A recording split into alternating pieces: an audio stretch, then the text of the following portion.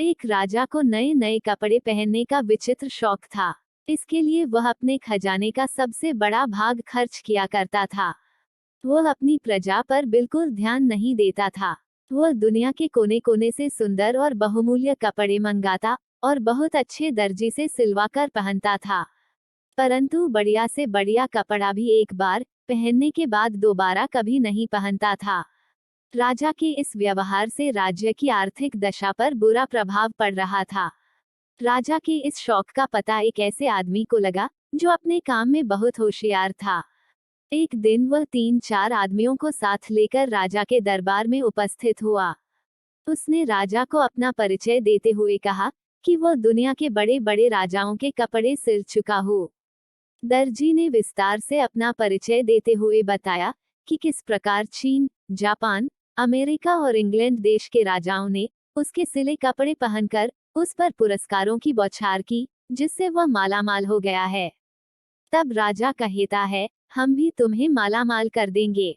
अब तुम बताओ, तुम मेरे लिए कैसा कपड़ा बनाओगे? राजा ने कहा। दर्जी बोला, हुजूर, मैं आपके लिए ऐसा कपड़ा तैयार करूंगा जिसे मूर्ख, बेईमान और अन्यायी नहीं देख सकेगा।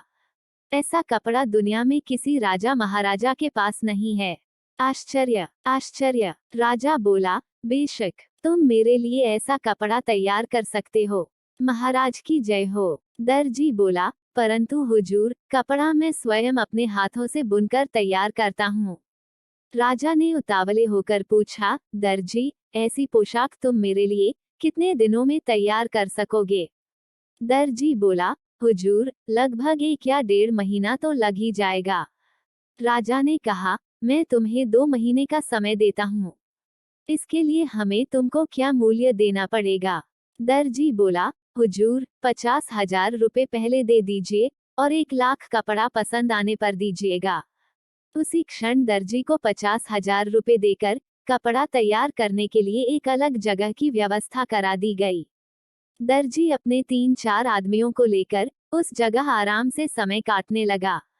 कुछ दिनों बाद राजा ने अपने एक दरबारी को दर्जी के पास भेजा। दरबारी वहां पहुंचा और देखा कि वे सब बड़े आराम से सो रहे थे। दरबारी ने दर्जी को जगाकर पूछा, कितना कपड़ा तैयार हो गया? राजा ने मुझे देखने के लिए भेजा है। दर्जी एकदम चौंक कर उठा और बोला, आइए, मैं आपको दिखाता हूँ कि कितना कपड़ा तैयार हो चुका है। दर्जी ने एक अलग कमरे में दरबारी को ले जाकर करघे पर कपड़ा बुनने का अभिनय करके दिखाया। देखिए, कितना सुंदर कपड़ा बुना जा रहा है। किंतु दरबारी को तो वहां ना कपड़ा, ना करघा, कुछ भी दिखाई नहीं दे रहा था। दरबारी भौचक्का रह गया। वह सोचने लगा कि कपड़ा तो दूर रहा, मुझे तो हथकरघा भी दिखाई नहीं दे रहा है। अब दरबारी को दर्जी की वह बात याद आई कि जो मूर्ख, बेईमान और अन्यायी होगा उसे यह कपड़ा दिखाई नहीं देगा। क्या मैं ऐसा ही व्यक्ति हूँ? दरबारी सोचने लगा। विवश होकर उसने कहा, वाह वाह, सचमुच बहुत सुंदर कपड़ा तैयार हो रहा है। राजा ने जब इस बात को सुना तो वह बहुत खुश हुआ। उसने दर्जी और कारीगरों की सुविधाओं को और बढ़ा देने का हुक्म दे दिया। 1 महीने बाद राजा ने अपने मंत्री को दर्जी का कामकाज और कपड़ा देखने के लिए भेजा। मंत्री के आने की सूचना पाकर दर्जी ने अपने आदमियों को सजग कर दिया। मंत्री जब दर्जी के पास पहुंचा तो वह अपने आदमियों के साथ कपड़ा काटने और सिलने का अभिनय कर रहा था। देखिए मंत्री जी, कितना सुंदर कपड़ा और कैसी सुंदर पोशाक तैयार हो रही है। दर्जी ने हवा में हाथ मारते हुए मंत्री को दिखाया, किंतु मंत्री बेचारा हक्का बक्का। उसने देखा कि दर्जी कैंची चला रहा है, पर कपड़ा है ही नहीं। एक कारीगर सुई से सिलने का काम कर रहा है, परंतु उसके हाथ केवल अभिनय कर रहे हैं। न सुई दिखाई दे रही है और न धागा, न कपड़ा। मंत्री ने सोचा, मुझे कुछ दिखाई क्यों नहीं दे रहा है। उसे दर्जी की बात याद आई, जो मूर्ख, बेईमान और अन्यायी होगा उसे यह कपड़ा दिखाई नहीं देगा। उसने सोचा, क्या मैं मूर्ख, बेईमान और अन्यायी हूँ? यदि राजा को ये पता चल जाएगा तो वह मुझे फांसी पर लटकवा देगा। विवश होकर मंत्री ने भी दर्जी की हाँ में हाँ मिलाई। वाह वाह, सचमुच बहुत सुंदर कपड़ा है ये। दर्जी के पास से लौटकर मंत्री ने राजा को बताया, सचमुच ऐसा सुंदर बहुमूल्य कपड़ा ना मैंने कभी देखा था ना कभी सुना था। ये सुनकर राजा बहुत खुश हुआ। दूसरे दिन दर्जी पोशाक तैयार करके दरबार में उपस्थित हुआ। आइए महाराज, पहनिए यह पोशाक, कितना सुंदर और बहुमूल्य कपड़ा हमने आपके लिए तैयार किया है। राजा भी भौचक्का, क्योंकि उसे कोई कपड़ा दिखाई ही नहीं दे रहा था। उसने सोचा, क्या मैं मूर्ख, बेईमान और अन्यायी हूँ? विवश होकर उसने भी वही कहा जो मंत्री और दरबारी ने कहा था। सचमुच ऐसा कपड़ा मैंने ना कभी देखा था, ना कभी पहना था।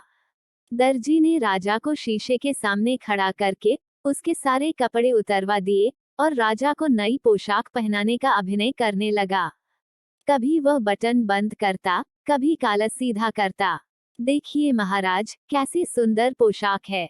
सारे दरबारियों के बीच शीशे के सामने खड़ा राजा दर्जी की हाँ में हाँ मिलाते हुए बोला, सचमुच ऐसा सुंदर कपड़ा पहले ना कभी देखा था और ना कभी पहना था।